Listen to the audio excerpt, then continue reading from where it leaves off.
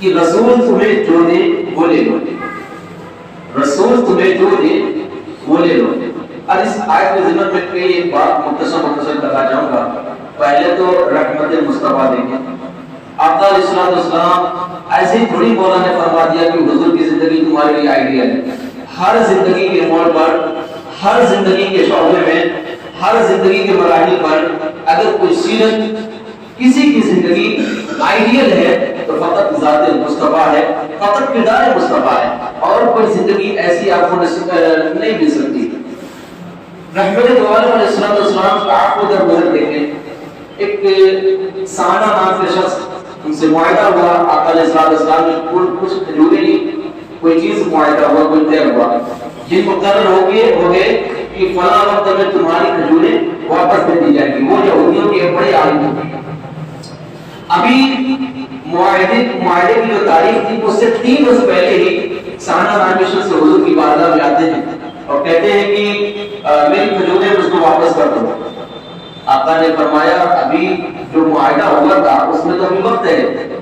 اس نے کہا نہیں، یہ سب میں نہیں سننا چاہتا، مجھے میری کھجوریں واپس کر دو۔ اور اس سے پڑھ کر پھر اس نے رحمت دو عالم صلی اللہ علیہ وسلم کی شان اقدس و انوار و اطہر میں نازیبہ کلمات کہنے لگے۔ خاندان رسول اعظم صلی اللہ علیہ وسلم پہ لعنت دان شروع کر دی، مار اللہ تعالی۔ انہوں نے نازیبہ کلمات کہے۔ اس کے بعد وہیں پر قریب میں جلیل القدر صحابی خلیفۃ القوم سیدنا عمر فاروق اعظم رضی اللہ تبارک و تعالی موجود تھے، اور یہ بھلا ہو سکتا ہے کہ حضور کی گستاخی ہو اور عمر فاروق اعظم خاموش ہو جائیں؟ آپ نے اس کے کلمات کو تھاما اور فرمایا اپنی زبان کو قابو کر لے، خدا کی قسم اگر حضور کے ادب کا خیال نہ ہوتا تو یہ عمر تیری گردن کو یہیں پہ اڑا کر رکھ دیتا۔ حضور کے ادب کا خیال ہے اس لیے تو زندہ باقی رہ گیا۔ رحمت دو عالم علیہ السلام نے فرمایا اے عمر اس پر سختی کیوں کرتے ہو؟ ارے ہونا تو یہ چاہیے تھا کہ تم مجھ کو اس کا جو معاہدہ طے ہوا وہ ادا کرنے کی ترغیب دیتے۔ ہونا تو یہ چاہیے تھا اے عمر تم اس کو کہتے کہ ابھی تو وقت سے پہلے مانگ رہے ہو، اپنے مقررہ وقت میں مانگنا۔ عزیزان گرامی، رحمت دو عالم علیہ السلام نے فرمایا اے عمر جو تم نے اس کا دل توڑا، دیکھیں حضور کی اس نے گستاخی کی، بے ادبی کی، معاہدے کی جو تاریخ تھی اس سے پہلے ہی وہ لینے آ گیا۔ اس کے باوجود بھی رحمت دو عالم اسلام نے یہ نہیں فرمایا ہاں عمر تم نے صحیح کیا، یہ نہیں کہا نبی نے عمر تم نے بالکل صحیح کیا، یہ وقت سے پہلے مانگنے آ گیا ہے اور اس نے میری گستاخی کی، میرے خاندان والوں کو لعنت کی، مار ڈالا عمر۔ نہیں، وہ رحمت للعالمین بن کر آئے ہیں، وہ اپنوں کے لیے بھی رحمت بن کر آئے ہیں، وہ غیروں کے لیے بلکہ کل جہان کے لیے خلاق کائنات نے انہیں رحمت بنا کر بھیجا ہے۔ عزیزان گرامی، پھر مولا آقا نامدار اسلام نے فرمایا اس کے معاہدے میں جو طے ہوا تھا اس کو دینے کا انتظام کرو۔ اب جب عطائے مصطفیٰ بھی دیکھیں، رحمت مصطفیٰ بھی دیکھیں، عفو در گزر کا کیا معاملہ تھا حضور کا وہ بھی ملاحظہ کریں۔ آقا نے فرمایا اے عمر جتنی کھجوریں اس کو دینی تھی اب اس سے بڑھتر اس کو دے دو۔ سمجھانے کے لیے کہہ دوں کہ اگر اس کو 5 کلو کھجوریں دینی تھی تب اس کو 6 کلو کھجوریں دینا، بڑھا کر دینا۔ اب جب سانہ مولا عمر فاروق اعظم کے ساتھ ہے، آقا عمر فاروق اعظم نے جو معاہدے میں کھجوریں طے ہوئی تھی اتنی تو دے دی، اس کے بعد آپ نے مزید اور کھجوریں دی۔ جب زیادہ کھجوریں دی تو سانہ کہنے لگا اے عمر میری جتنی کھجوریں تھی وہ تو میں نے پا لی، یہ مزید کھجوریں کیوں دی جا رہی ہیں؟ اس نے کہا سیدنا عمر فاروق اعظم نے فرمایا میرے نبی نے فرمایا ہے میں نے تجھے بلند آواز سخت لہجے میں میں نے تجھ سے کلام کیا ہے، یہ اس کا بدلہ میں تجھے دے رہا ہوں۔ ہو سکتا ہے تیری اس بات پہ دل آزاری ہو تو میرے نبی نے فرمایا اب اس کو اس کا عوض یعنی کھجوریں بڑھا کر دینا۔ جب اتنا سننا تھا رحمت دو عالم اسلام کی رحمت کا یہ معاملہ دیکھنا تھا اپنے دشمنوں کے ساتھ تو وہ سانہ نامی شخص کہنے لگا اے عمر کیا تم مجھے کو پہچانتے ہو؟ آپ نے فرمایا نہیں پہچانتا۔ اس نے کہا میں سانہ ہوں، یہودیوں کا بہت بڑا عالم ہوں، ارے مجھے اس کھجور کی حاجت نہیں ہے، میں نے توریت شریف میں रसूल आखिर, रसूल मुख्तार, नबी आखिरुज़्ज़मा की तमाम निशानियां पढ़ ली हैं, मैंने तमाम निशानियां मुहम्मद रसूलुल्लाह में देख ली थी, सिर्फ एक दो निशानी बाकी रह गई थी, वो ये बाकी रह गई थी कि अगर उनके साथ, मैंने तो ऐसे में पढ़ा जो आखिरी नबी होंगे, अगर उनके साथ कोई कितने भी कलामी के साथ पेश आएगा, वो उतनी ही ज्यादा नरम के साथ पेश आते हैं, वो उतनी ही ज्यादा नरम के साथ पेश आते हैं। यही निशानी बाकी रह गई थी, इसलिए मैंने ये तरीका अपनाया और मैं गवाही देता हूँ कि वो अल्लाह के आखिरी नबी, अल्लाह के रसूल और अल्लाह के सिवा कोई माबूद नहीं है। ऐ उमर, मुझे अल्लाह ताला ने बहुत दौलत अता की है, बहुत माल दौलत अता की है। ऐ उमर गवाह रहना, मैंने अपने माल का आधा हिस्सा हुजूर के दीन की खिदमत के लिए वक्फ और कुर्बान कर दिया। तो वो उसके बाद उमर फारूक आजम के साथ सामने आते हैं और उसके बाद रसूल करीम अलैहिस्सलाम की दस्ते रहमत पे कलमे तैयबा पढ़कर कुफ्र की वादी से निकलकर मज़हब इस्लाम के अजीम शहर में पनाह हो जाते हैं। तो ये है रहमत मुस्तफा, ये है अताए मुस्तफा, ये है अफो दर गुज़र का मामला हुजूर का। और याद रखिए, मैंने ये बात और भी पहले बताई थी, आज भी कहता हूँ कि मौजिज़ात देखकर उतने लोग इस्लाम कबूल नहीं किए जितनी कसरत के साथ किरदार मुस्तफा देखकर लोग इस्लाम कबूल किए। हाँ, किरदार मुस्तफा अलैहिस्सलाम से जितने ज्यादा मुसलमान हुए, मौजिज़ात देखकर उतने मुसलमान नहीं हुए।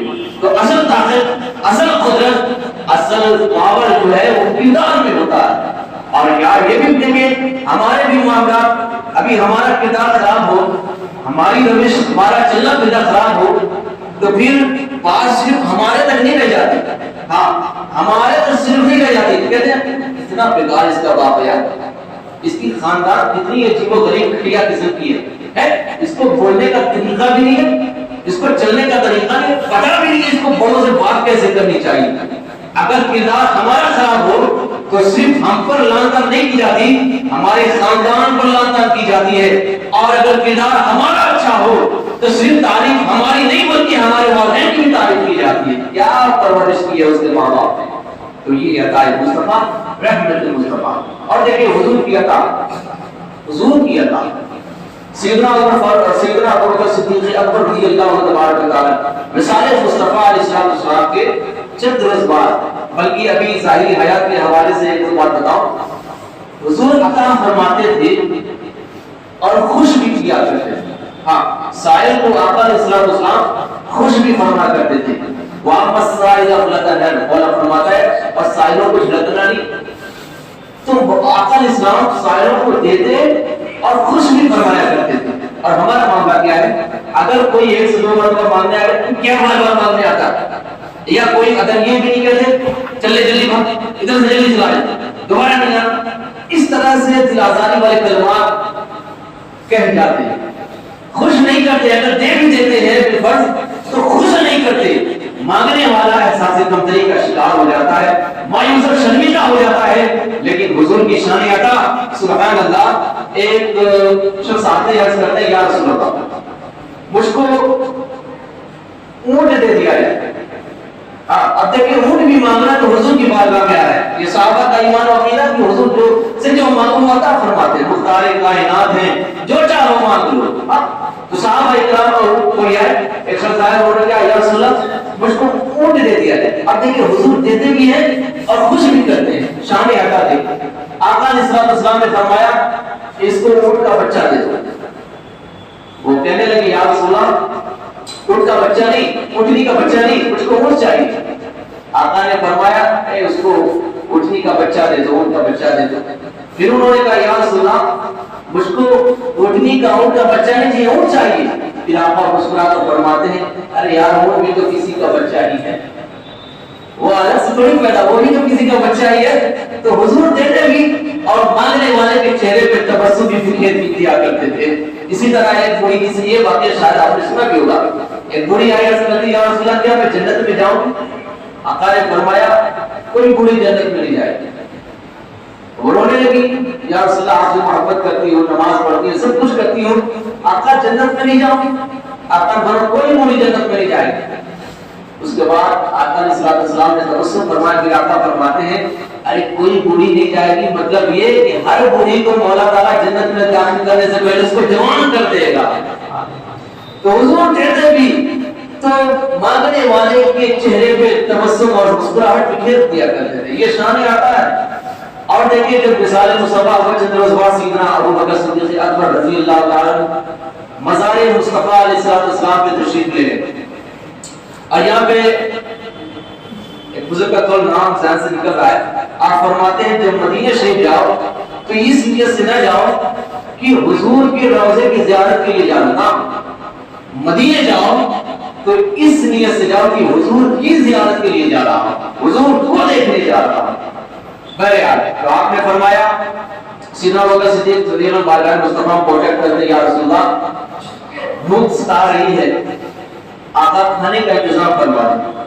اب وہ مزار مصطفیٰ علیہ السلام کے قریب میں آقا سیدنا صدیق اکبر دعا مانگتے، اس کے بعد آپ نیند آ جاتی ہے، سو جاتے ہیں، کیا دیکھتے ہیں خواب میں رحمت دو عالم علیہ السلام تشریف لاتے ہیں، اور آقا علیہ السلام کی دست رحمت میں ایک روٹی ہے، آقا علیہ السلام نے اس کو توڑا اور سیدنا ابو بکر صدیق رضی اللہ عنہ کو کھلانے لگے۔